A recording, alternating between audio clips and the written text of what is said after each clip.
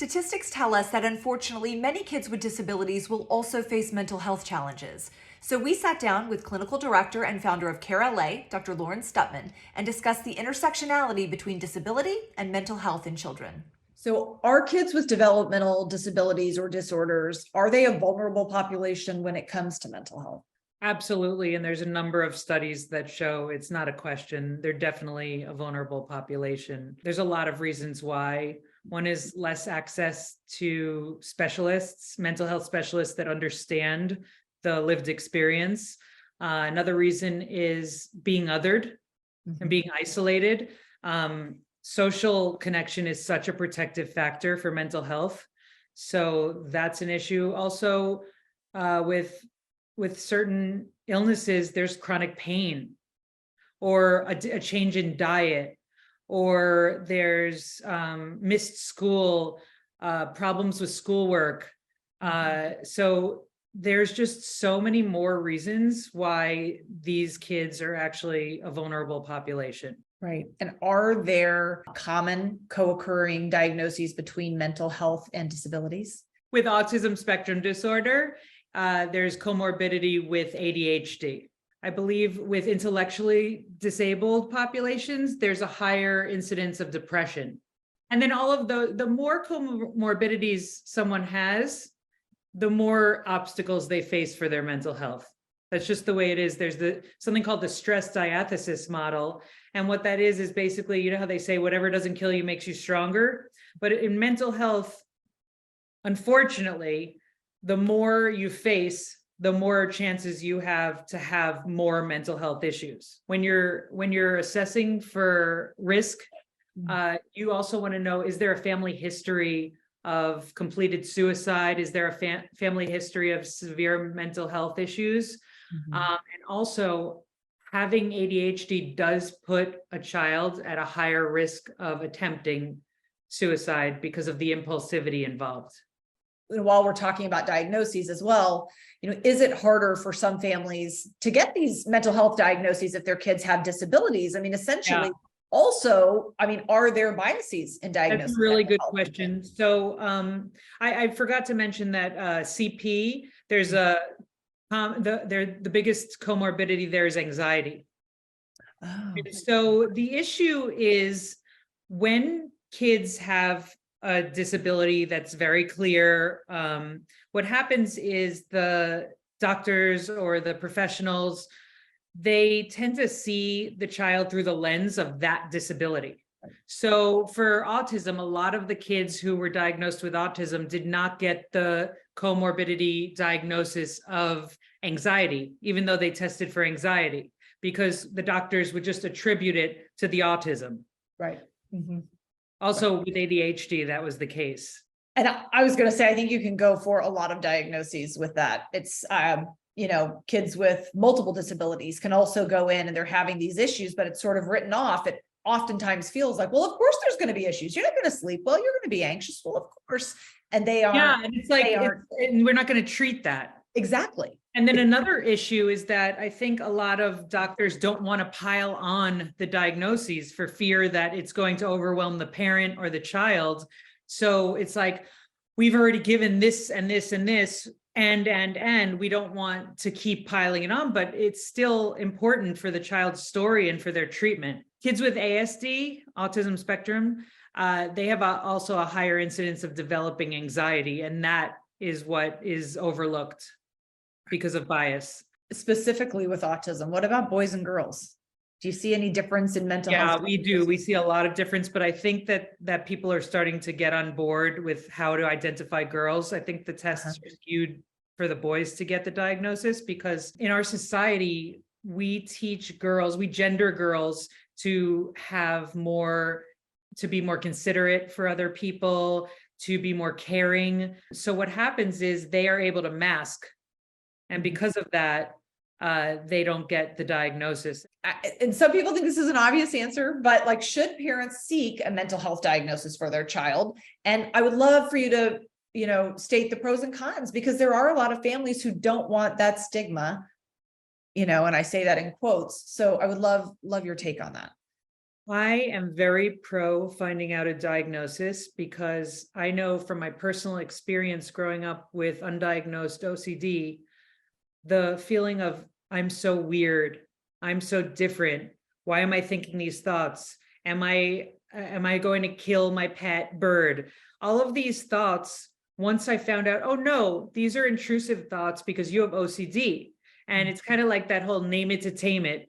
It puts it in a box. It makes it clear. I remember my uncle, he was having problems breathing and he went to the doctor. He did all this testing and then he found out he had interstitial pulmonary issues. So he told me, oh, I have interstitial pulmonary disease.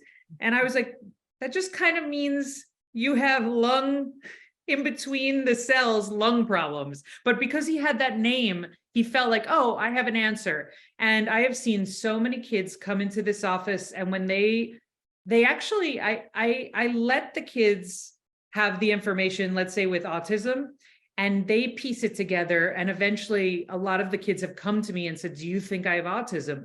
And then I'll be like, what do you think? And we'll go through the list together. And I have seen it be extremely healing for most kids. I have on the cons seen it where it really impacted a couple of kids in a negative way, where they felt that they had a disease or they felt like something was wrong. But I think that's more a symptom of our society and the stigma that we place on mental health illness. For a lot of kids, what I do is I explain that they have what's called a sticky brain.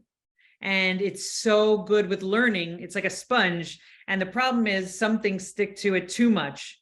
So you give the information in a really loving and comprehensive, healthy way, and they're going to internalize it. So it's really about the way that whoever's sharing the information shares it, because I've had a lot of kids leave the office with a big smile on their face.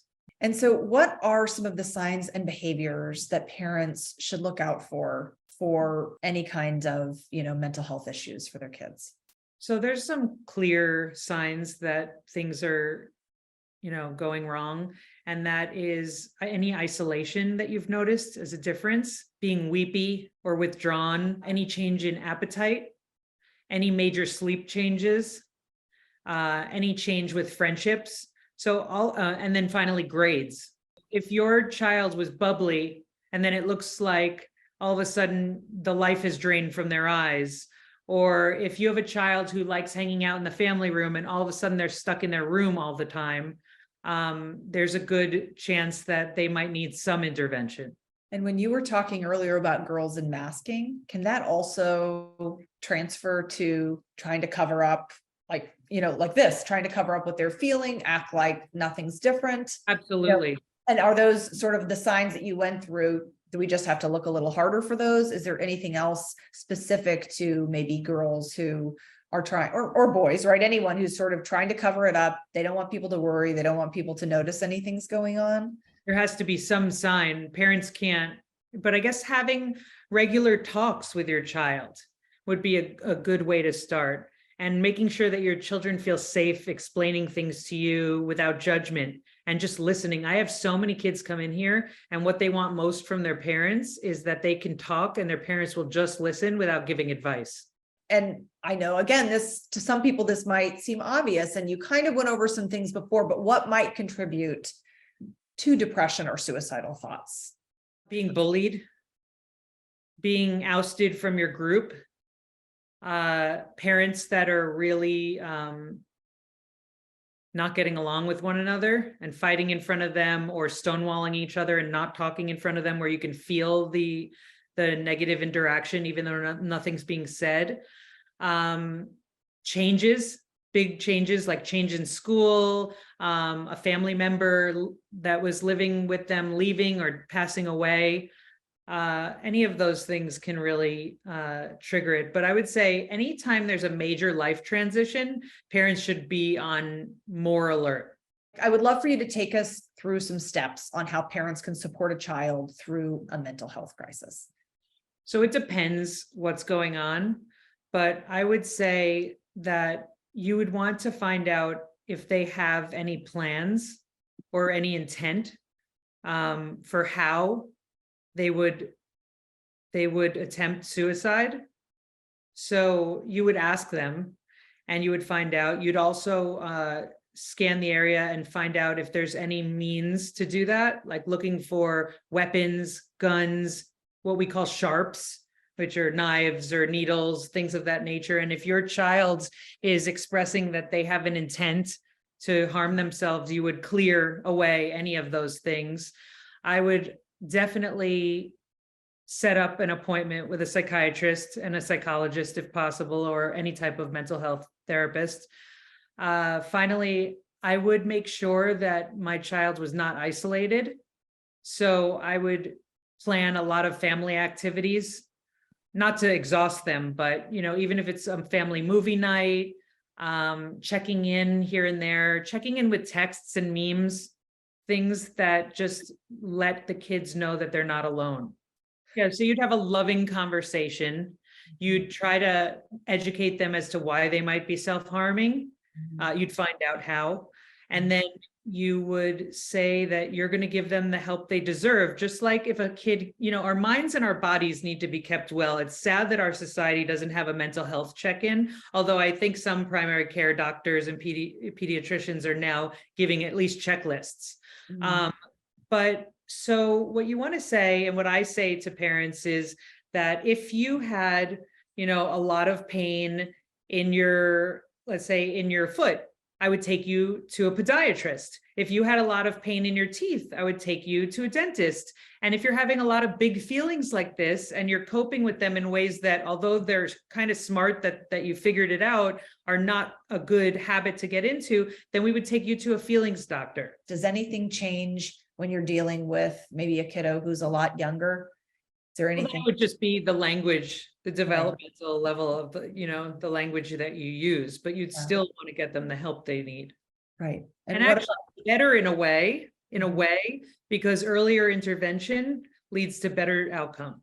What about parents who are experiencing this, who think, oh my gosh, like this doesn't ever happen with kids this young? Of course we would like that to be true, but for those parents that feel like, I certainly don't want to talk to anyone about this because no one's going to get it. I'm the only one. I mean, what do you want to say to those? They're absolutely not the only one. We have so many kids that are 5, 6 years old here. I know therapists that treat 3 and 4-year-olds that have no space anymore. It's, we just dealt with something that was so profound as a society. And we really need to understand that when something like that happens, mental health issues are going to arise. And another thing is that it's just not it's not the parent's fault, because that's what keeps parents from sharing. And that makes them isolated and more depressed and more stressed. And then they can't parent as well. Right. And they're the ones that are feeling that shame. And there should not be any of that, right? No way. Yeah. Yeah. Are there groups where parents who are dealing with this can also get together? I mean, is this mostly dealt with at an individual level? Are there there's tons of parenting groups. There's parenting groups for social skills groups. There's parenting groups that I believe we run a parenting group. Parenting groups are really healing. And it's so great to hear that other people are going through this with you. And what feels like you're at, or what could be, your worst moments when you feel like no one understands this, there is always somebody out there who unfortunately, understands this. But then when you can come together again, just like your child, you can feel like you are not alone in the world dealing with this. And I guess that leads us, I mean, you've definitely psychiatrists, psychologists, but like who should parents go to for help and who should be on this mental health team for children? So I think definitely the pediatrician. If there are symptoms that the parents can't handle as far as mental health pain goes. And then if parents and the pediatrician feel that this is beyond the scope of what the parents can handle, it should go to a therapist. And if the therapist feels that this is something that is really extreme or in need of a higher level, then it will go to a psychiatrist. And then if that, treatment and medication, the outpatient treatment and medication doesn't work, or the weekly therapy, then it would bump up to like an AOP, accelerated outpatient, or an IOP, which is daily therapy for like 3 hours a day. And then if that doesn't work, then there could be partial hospitalization. And that's the con of that, is that, sometimes you'll miss school for Right. those things, but Right. some places allow you to be in school and then come there afterwards. Right. And then if that fails, then you might think of a residential treatment facility, a therapeutic boarding school. There's different schooling options like Fusion Academy, where it's more individualized treatment, where you're not in school. Obviously, we want kids to be as mainstream as possible, but sometimes it's not worth the heaviness that they're experiencing to keep them in that school. And sometimes they just can't do it. And at some point, we need to be realistic about it. And sometimes, and this is really hard, you have to push your kids to where they're not comfortable. And sometimes you need to see what's not working. I heard somebody speaking the other day, and they said something like, when kids come into the room, when parents come into the room and they're talking about their child that maybe has ADHD, who's just not listening and just can't do it, or they say they can't do it, the therapist says, well, I want you to just do a backflip when you leave today. And they're like, I can't do that. And it's like, no, just do it. And can't do it. Okay, but what if we broke it down and we let you do a forward roll? So we really need to understand that some of these things are just lapses in skill, and the kid is not there. And then we have to take it down, but with tiny little steps moving forward. Absolutely. We can't judge them based on what a neurotypical child or a child without mental health issues, what they're doing, right? Like we have to do what makes sense for them, break it down and see, and progress is progress, right? We're moving forward. I feel like a really good analogy for kids and parents is like each one of these disorders and each one of these neurodiversities comes with bricks.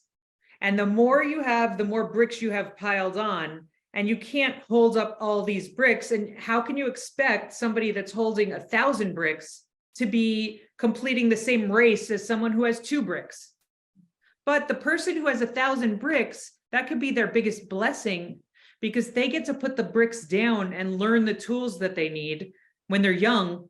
Whereas the person with the 2 or the 10 bricks might go their whole lives holding 10 bricks.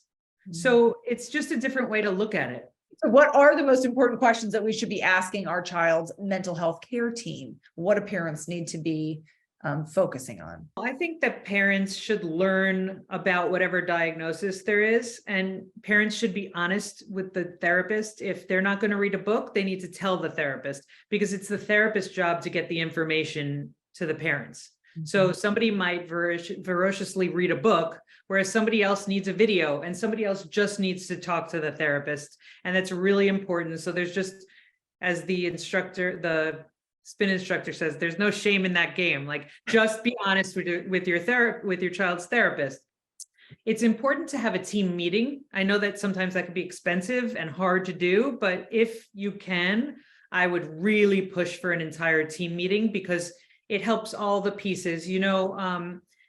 Sometimes doctors see things only through their lens, but if you get the whole team together, it's going to be much more holistic, and it's really going to make a difference. And when you say team, can you define team? Like who should parents be getting together? The therapist, the psychiatrist.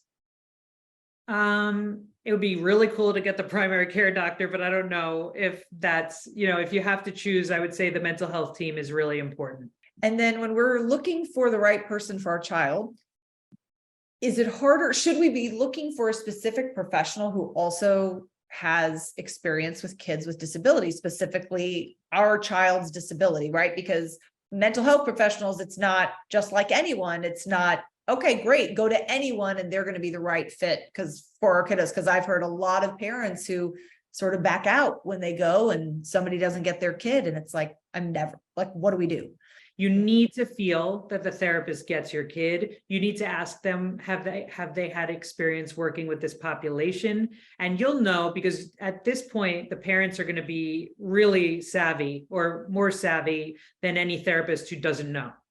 Right. So if there's red flags, if they don't know a major term, if you go to a therapist for OCD and they don't know the term ERP, that's a big red flag. Because I've seen kids that had OCD and the therapist thought that they were delusional and thought that they were dangerous because they had harm OCD. And so it's really important that a therapist knows what they're doing when they're working with a vulnerable child. And you also want to make sure that you hear words like neurodiverse affirming, Right. because that's really important. A lot of people have been pro teaching kids about masking, and now we're trying to be more accommodating to their actual personality and their comforts. So that's important to find out, what's your role with that. I would say definitely ask about the specifics, and if they can talk on it, that's great. If there's a mention on the website about it, that's a good sign. People on a website that have everything listed as a specialty is a red flag. Mm. So you really need to look into who this professional is. Do you know anybody who's also worked with them? Things of that nature. If you just also get a gut feeling that it's not right, I would stick with that. Right. Absolutely. And also, if you are looking for a certain type of specialist and it's really hard to find it in your insurance, you can reach out to your insurance, and I'm sure you know this better than me, and they can make an exception to pay an out-of-network provider. How can families develop like positive coping strategies for their kids? So we're teaching them, a strength-based lens, talking to them about what they're, about their challenges, not taking away from that and saying everything's great. We're hearing them, we're that safe space. And then how do we then teach them to not cut themselves, right? To think not so negatively about themselves, to take that shame. How do we move to the positive side? Teach them about their neurotype, or, the way that they see the world in the positive lens, and how they can make changes if they want to. We don't want to put pressure on them to change the world. Right. But then what we would want to do is meet them where they're at. Like, where is your challenge? What you want to do is you want to have them learn how to be mindful of what were you feeling right when this happened. And a therapist or you might need to teach them about feelings first, because a lot of kids, especially kids with autism, might not know what they're feeling. So then you would do that, and then you would have them just become mindful, aware of when are you feeling this way, and what are you thinking? What can you say to yourself? And then to replace the behavior. So instead of cutting, what if you take a lemon and bite into it? Because that is like the gate theory of pain. That's going to take all your attention and bring it to the sourness of the lemon. Or you could take a cold shower, and that's going to activate the fight or flight. And when you shut the cold water, it tricks your brain like a brain hack and activates the parasympathetic nervous system, which is where the relaxation response resides. So there's like all these different tricks: taking a 4-7-8 breath, drawing, calling a friend. So what I like to do is have them write down all of these and then put it in a box, or if they're older, put it on their phone with a list, and then they go through each and see what helps. I love that. Can I ask you about what about, just because we've sort of touched on OCD, positive coping strategies for OCD, like what would you tell, how should we teach our kids? So for OCD, what you'd want to do is recognize the intrusive thought, and you would say, like, there's that thought again. So you separate yourself from the thought. And then you might develop a hierarchy for exposure where you would delay the compulsion. And then you would change it up. You would do the compulsion in reverse order. And then eventually you would delay it further until you stop doing the compulsion on purpose, or you replace it, you redirect. Is there another major one, anxieties or anything else? For depression, a major coping strategy is behavioral activation. So that's really where you do the opposite, basically, of what you want. So if you want to sit in your bed, you do the opposite. You take a shower and you make plans and you go out. So we don't want to accommodate for anxiety, for OCD, or for depression too much, where we let the depression, anxiety, or OCD take charge and dictate what we do. Sometimes we want to do the opposite of what feels right. So teaching kids about that and how that kickstarts certain neurotransmitters, dopamine, serotonin, if you're connecting oxytocin, all those things are going to fight against the depression. I think that a lot of times doctors especially psychologists, don't really touch on things other than the psychological, and movement is really psychological. It's really important that our kids are getting exercise, especially if they're suffering with a mental illness. Also, changing the setting is really good for almost anything, for addiction, for depression, for anxiety. Just change the setting, go somewhere else, go take a walk, go in the other room. And we've talked about a lot of amazing strategies, and I don't think we've touched on, and something that, you know, some parents really want to embrace and some it makes them very nervous, and that's medication. And so when should parents, and I know, you know, you're not a psychiatrist, but like when should families think about medication? Well, I think if any child is expressing suicidality, is a good time to just get, I say just, but it's hard to find a psychiatrist. So I think it's even good to start when you hear this, because you might be on a wait list. But to get an evaluation is really important, just to rule out that a higher level of care is needed. I think that parents have this stigmatized understanding of medication that is so harmful. I've had so many kids come in that have suffered for years, and then I've been fired by some families, and then they've come back to me and said, yeah, you know what, we're ready for this. And I've had teenagers tell me, oh my God, this has changed my whole life, and if only I would have done this sooner. It's not a failure. And in fact, if a child is dealing with a major stressor for years on end, that's activating their fight or flight, that's activating cortisol, and that's activating adrenaline. And those, when they're in high quantities for long enough, are a neurotoxin. So you really have to understand that if you don't medicate your child, they are getting chemicals that aren't the natural chemicals for the developing brain. I guess going back to the stigma question too, of parents feeling, oh, you know, like you said, a lot of might think this is a failure, or I'm going to make them a zombie, or I don't want my kid to be on medication, right? No, but nobody was on medication when I was growing up. Like, you know, this feels really, you know, like a drastic step, right? Well, I think that the therapists or the psychiatrists have to really build a trust with the parents, explain it, maybe find other parents who also felt that way, who saw the benefits of it. I'm not pro rah medication. I think there's so many different avenues first, but if things are serious, or if the suffering has gone on and the other interventions have not worked, medication is a very viable therapy. And then also, it's really important for parents to understand that they don't need to share their information with everybody. It's private information. And if somebody's saying something that's hurting you, you can shut it down, because they're not psychologists. They're not therapists. They have no right to tell you about that. And if your kid had diabetes or a seizure disorder, you would give them the medication, no question, for most people. Right. So why is mental health something different? Just because it's invisible doesn't mean that it's not really happening. What would you say are the 3 most important tips for parents navigating mental health for their kids? I think don't settle for somebody that feels wrong. Model that this is normal and healthy to seek mental health, and then learn about your child's disorder or diagnosis. Learn about it in any way that feels, okay for you, and then model how you accept your child fully. And I would say also pay attention to your own stress levels, your own mental health issues, and practice what we want our children to do.